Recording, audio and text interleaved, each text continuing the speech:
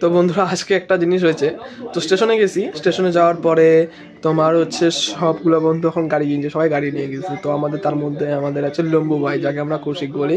তো তার গাড়িটা 160 সিসির গাড়ি, তো পালসার কোম্পানি। তো ওটা ধরতে গেলে আমার ড্রিম কোম্পানির মধ্যে একটা। তো পালসার কোম্পানির গাড়িটা আমি হালকা রেস দিয়েছি। তো ওটা নিয়ে আমার অনেক বড় ঝামেলা হয়ে গেছে, ওর সাথে কথা কাটাকাটি অনেক কিছু হয়ে গেছে। তারপরে অবশ্য সব বন্ধুর সাহায্যে দ্বারা আমরা মিলছি আবার পরে। তো মিলার পরেও গাড়ির পিছনে বসছি। বসার পরে সৈনিক থেকে নামছি। নামার পরে তোমার হচ্ছে গাড়িটাও এমন রেস দিছে, শনি মন্দির থেকে 70 তো পার হবেই। একটা গাড়ির মিরর যা লাগিয়ে দিয়েছে। গাড়ির মিররে যা লাগানোর পরে গাড়ির যে সাইডের আয়নাটা সেটা মনে করো ভেঙে গেছে। তো আমি কৌশিক বলছি, কৌশিক ভাগ ভাগ ভাগ, না হলে পরে ওকে ধরবে। তো এই যে এরকম এরকম কিছু কিছু ভুল যেটা মানুষ করে, মানে ভুল বলতে কি, আজকে যদি আমার সঙ্গে যদি কিছু কিছু বন্ধু বান্ধব না থাকতো, ওকে যদি না বোঝাইতো, আজকে একটা ভালো ভালো সম্পর্কটা নষ্ট হয়ে যেত। ওর সাথে আমার যে ভালো এতদিনের সম্পর্ক একটা সামান্য একটা বাইকের জন্য নষ্ট হয়ে যেত।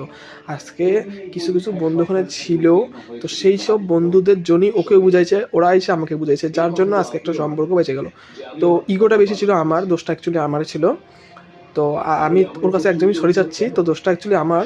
তো ওই যে বন্ধুগুলো ওরাই সাহায্য করছে বলেই আজকে আবার এই বন্ধুত্বটা বাঁচলো, নাহলে পরে এই বন্ধুত্ব আবার ধ্বংস হয়ে যেত। তো বলছি যে ইগোটাকে একটু সাইডে রাখো, যে জিনিসটা আজকে বুঝতে পারলাম, ইগোটাকে একটু সাইডে রাখাটা দরকার।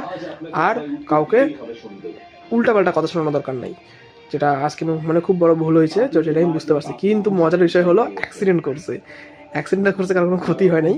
তো আমরা আরও মজা পাইছি।